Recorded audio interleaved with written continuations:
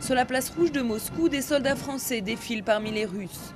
Une image inédite, c'est la première fois que la Russie invite les Alliés à commémorer la fin de la Seconde Guerre mondiale. Le grand jour, c'est dimanche. En attendant, les soldats répètent et l'émotion est déjà là.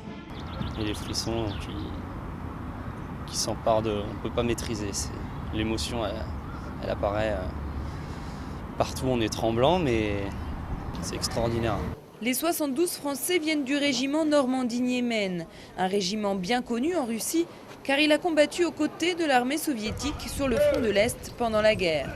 C'est un groupe de Français libres, pilotes et mécaniciens, qui, sous les ordres du général de Gaulle, se sont rassemblés, ont volé sur des avions de chasse soviétiques, ont eu les plus terribles pertes des unités de chasse françaises.